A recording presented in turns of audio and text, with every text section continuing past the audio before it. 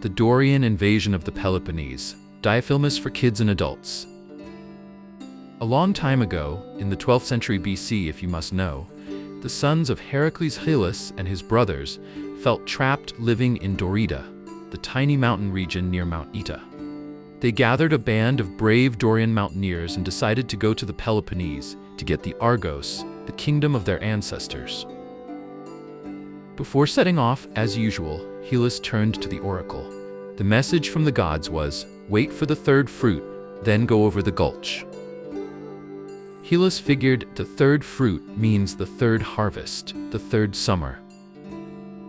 He waited 2 years, and in the third year, he led his Dorians through the gully of the Isthmus of Corinth. Arcadian warriors came out to meet them.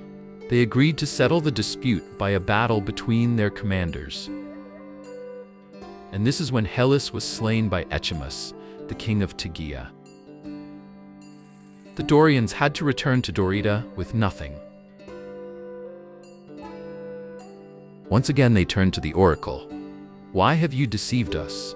The oracle answered, you yourselves did not want to understand the message correctly.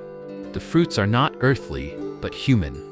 The gully is not land, but sea.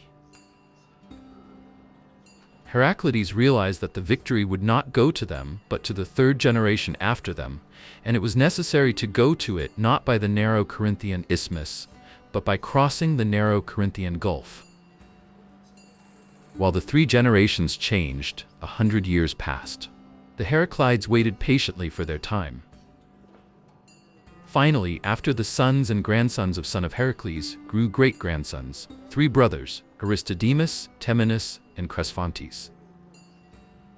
They gathered an army and built ships for the crossing. Once again they asked the oracle, what should we do to win? The answer sounded mysterious. Take the 3-eyed guide. The 3-eyed guide. Wait, what? Suddenly a rider on a horse, blind in one eye, appeared on the road. It was the Aetolian prince Oxylus. He was returning home 10 years after being sent away because of a tragic accident. Heraclides persuaded Oxylus to join the campaign. He agreed, but for a reward. He would get one of the best lands of the Peloponnese, Elis. With a 3-eyed guide, the 3 brothers crossed into the Peloponnese, won a long-awaited victory over the Achaeans, and began dividing the land. The middle of the Peloponnese is a wooded highland, but on its sides lie 4 fertile valleys. In the east, Argos; in the west, Elis; in the south, Laconia; and the best of all, Messenia. As promised, Elis was given to Oxylus, and for the other regions, the 3 brothers decided to draw lots. In a pot of water, each lowered a stone made of clay. The first stone picked up from the water wins Messenia, the second gets Laconia, and the third, Argos. Aristodemus and Temenus put down their lots honestly, but wicked Cresphontes cheated. He baked his clay stone with fire. The other 2 were sun-dried and dissolved. Messenia was his. Argos went to Temenus, and Laconia to Aristodemus. After dividing the land, the brothers made sacrifices for Zeus.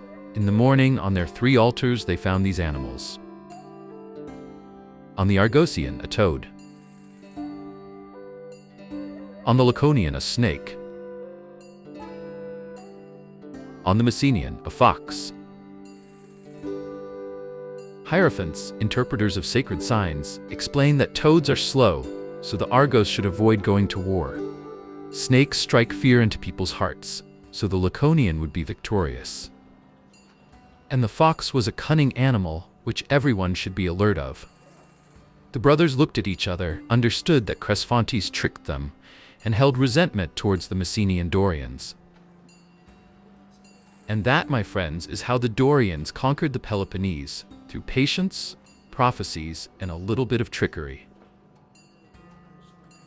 Please like and subscribe. See you in the next story. Yours truly, Mihalis Diafilmus.